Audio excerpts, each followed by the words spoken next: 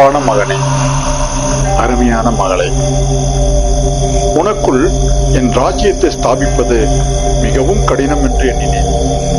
ஆனால் என் வேலையை நீ மிக சுலபமாக்கினாய். அதிகாலை எழுந்தவுடன் முதலாவது தேவனுடைய ராஜ்யத்தின் நீதியில் தேடாமல் அன்றாட கடமைகளை செய்ய துவங்கினாய். எனக்கு ஏற்பட்ட முதல் வெற்றி. இந்த வெற்றி என்னுடைய பல வெற்றிகளுக்கு வித்திட்டதை நினைத்தால் எனக்கு எவ்வளவு மகிழ்ச்சியா இருக்கிறது தெரியுமா? Very good, keep it up.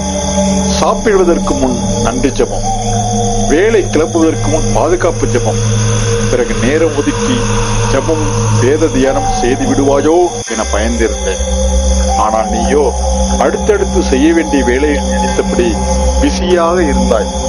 தேவனிடத்தில் நன்றி இல்லாத உன் இருதயமும் எளிதில் பதற்றமடைகிற குணமும் தான் உன்னிடத்தில் எனக்கு மிகவும் பிடிக்கும். மகனே, நீ தான் எனக்கு கிடைத்த முத்தான சொத்து.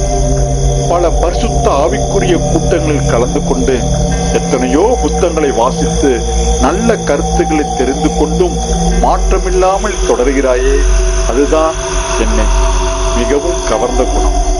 நீ நரகத்துக்கு வந்த பிறகு நாம் இருவரும் சேர்ந்து வாழ்வதை விட பூமியில் சேர்ந்து இருக்கிறோமே என்ற உண்மை என்னை மகிழ்ச்சியாக்குகிறது. நான் இருக்கிற இடத்திலேயே உன்னை சேர்ப்பதற்கு நான் எடுக்கிற எல்லா நடவடிக்கைகளும் உன் விஷயத்தில் வெற்றியாய் அமைவதை நினைத்தால் என் இருதயம் இன்பத்தால் நிரம்பி வருகிறது தெரியுமா? டிவியில் வருகிற தொடர் நாடகங்கள் பார்ப்பது, எப்போதும் சினிமா பார்ப்பது, அவ்வப்போது ஆபாச படத்தை பார்த்து ரசிப்பது, மற்றவர்களை பற்றி தரக்குறைவான வார்த்தைகளை தாராளமாய் பேசுவது, உன் பெற்றோருக்கு கீழ்ப்படியாததும் தலைமை அதிகாரிகளை மதிக்காமல் நடப்பது போன்றவை எல்லாம் என்னுடைய சிறப்பான ஆற்றலால் உனக்குள் நான் புகுத்திய காரியங்கள் என்பது மட்டும் எனக்கு மகிழ்ச்சி அல்ல. இத்தனையும் செய்தும் கூட கிறிஸ்தவன் என்ற போர்வையில் நீ மறைந்திருக்கிறாயே, அதுதான் விசேஷம். மற்றவர்களுடன் தினமும் சண்டை போடுகிறாய், உள்ளத்தில் கசப்புகளை வைத்துக் கொள்கிறாய், மன்னித்து ஒப்புரவாகாமல் இருக்கின்றாய். இது எல்லாம் எனக்கு பிளஸ் பாயிண்ட். அதாவது என்னுடைய வேலையை நீ சுலபமாக்கி இருக்கிறாய். என் செல்லமே, நீ யாருடனும் ஒப்புரவாக வேண்டாம். நீ என்னுடையவன், நானும் நீயும் எப்போதும் ஒன்றாக இருக்கிறோம். நீ படுக்கும்போது நான் உன் பக்கத்தில் இருக்கிறேன். நீ பிரயாணம் பண்ணும் போது நானும் உன்னுடன் பிரயாணம் பண்ணுகிறேன். யாருக்காகவும் எதற்காகவும் உன்னுடைய சுயமரியாதை விட்டுக் கொடுக்காத. நீ எதற்காக மற்றவர்களிடம் மன்னிப்பு கேட்க வேண்டும், தாழ்ந்து போக வேண்டும்? நீ எனக்கு சொந்தமானவன்.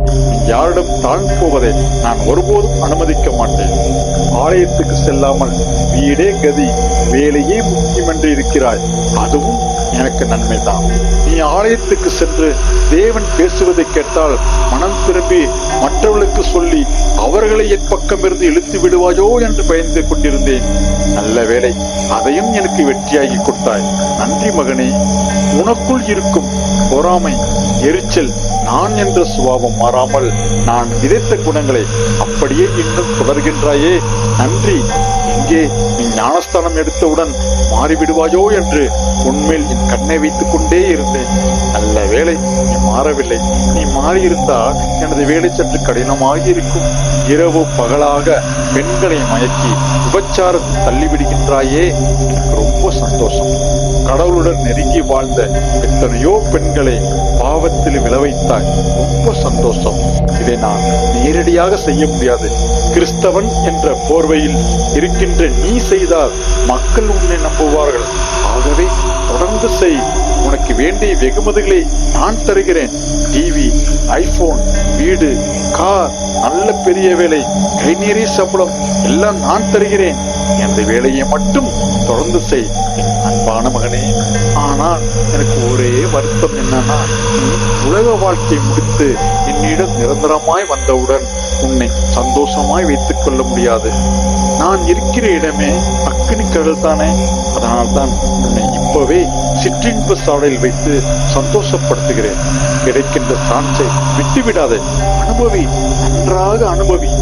மரணத்துக்கு பின்னிருக்கிற நித்திய பரலோக வாழ்வை குறித்து எடுத்து கூறி யாராவது உன்னை என்னிடமிருந்து பிரித்து விடுவார்களோ என முன்பு நான் பயந்தது உண்டு.